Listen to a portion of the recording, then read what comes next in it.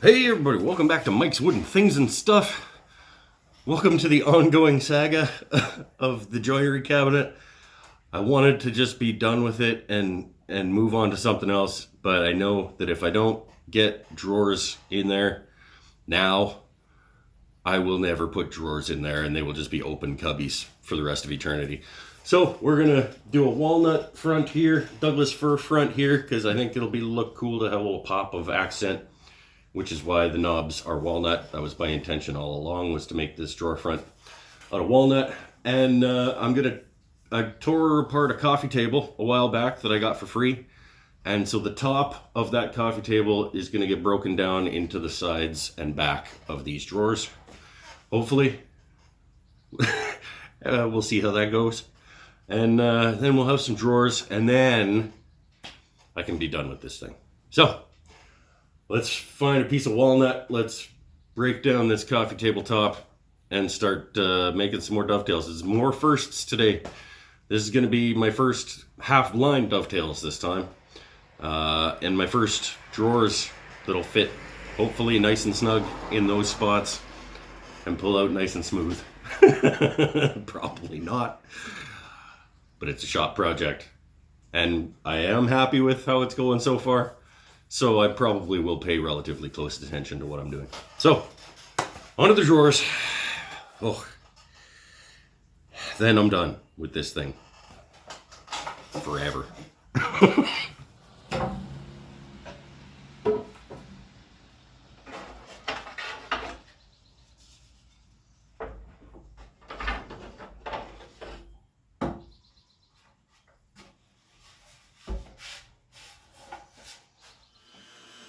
So we start by breaking down that old red oak coffee table top that is pretty wonky looking there. That's why I'm using the bandsaw instead of the table saw to break it into strips.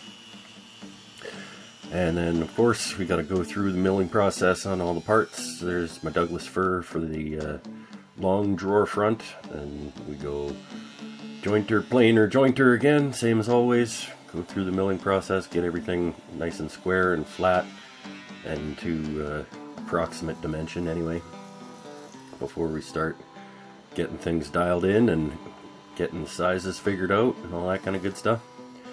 And that's what we're doing here. We're measuring drawer fronts, which will obviously also be the drawer backs, and then we can do the depth, like the sides of the drawers, after we get drawer fronts and backs done.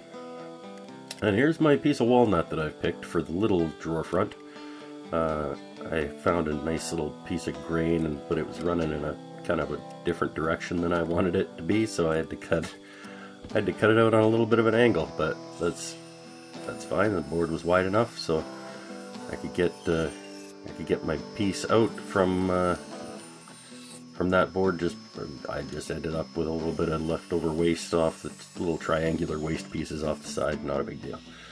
You can see I put a little wedge in on my table saw sled to cut down the line on my sled there, so that I can release the approximate drawer front, and then I can do the milling process on that, same as I did on everything else, and we can start getting these things fit to the drawer openings. Which was a little finicky, I gotta say. It was not the easiest process, but I wanted them to be a nice tight fit, and so I just kind of snuck up on them a little bit at a time till I got them fit, and then I knew that I could sand and plane and stuff later to get the drawer boxes to slide. Make them a little bit snug so that you can just take material off, because you can't put it back on, right? So, there we go. We got ourselves that drawer front, and now that I've got my table saw blade where it needs to be for the height of all the parts, I could go through and rip everything right now while it's set, and so I know that everything is going to be the height that it needs to be, and then I can fit the drawer width, I guess that is. Is that the length, width, height? Yeah, the width. And of course nothing is ever perfectly square when you need it to be, so I learned this little trick with this wallet wedge from Matt Cremona in his drawer fronts. When things aren't exactly square, you can put a little wedge in there on the sled and nudge one side or the other forward, and then I can just get it right dialed in like that before I start cutting dovetails on everything. And same thing on the long drawer. Oh, little bits at a time, little bits at a time. Like I said, can't put material back on, so take it off slow, incremental. There we go. Now we've got the width of the drawer. Wait, yeah, the width of the drawer based on the fronts, so I can cut the back parts with a stop on the sled, and then I can set the fence back, or the stop up to do the depth pieces, so the sides of the boxes. And then you just try it, move the stop until it's dialed in, and then you can bang out the rest of them. Now we got our parts. Mark the corners so that you don't get screwed up later. And we can get to work dovetailing. This is my first round of half-blind dovetails. Did my first round of through dovetails on the carcass. But half-blinds are a different beast, man. I don't know. I mean, it was fun and they look cool, but it's a different animal for sure. The tails are the same as with through dovetails, just the pin side is a little bit different. If you don't know what I'm talking about, maybe you'll get an understanding of it through me going through this process in front of you. Get all the tails cut, and then basically you want them to just come up short of the front of the drawer, so that they kind of slide in with a little bit of material remaining in front of them, so that you don't see the ends of the tails on the front of the piece. So we can mark those out, transfer that over to the pin. Yes, pin board. Terms, woodworking terms confound me. I don't know why. Mark those all over. And then we can get to removing the bulk of the material, actually with the drill press for the half blinds, not the bandsaw, because you can't obviously cut all the way through the wood. So another Matt Cremona trick that I got from him was getting a Forstner bit up in the drill press and hogging away most of it like that. And once you got most of it out, you can just get to work with your chisels and do the rest of it. So that's what it looks like after it comes off the drill press. And then we can start digging away at the rest of it with hopefully some sharp chisels, especially on this piece of Douglas fir. Working with softwood is not fun, I gotta say. Unfortunately, I'm surrounded by softwood here on the west coast of Canada, so it's cheap and it's actually good quality softwood, so I use it a fair bit. Douglas fir. It's great looking stuff, it's beautiful, but man, it's a bear to work with. But eventually we get all of those sockets, I guess we'll call them pin sockets. Is that what they're actually called? That's what I'm gonna call them. Get all those pin sockets all cleaned out, and that's what it looks like. It's pretty good for the first one. It's a little gappy, but come on, it's first go.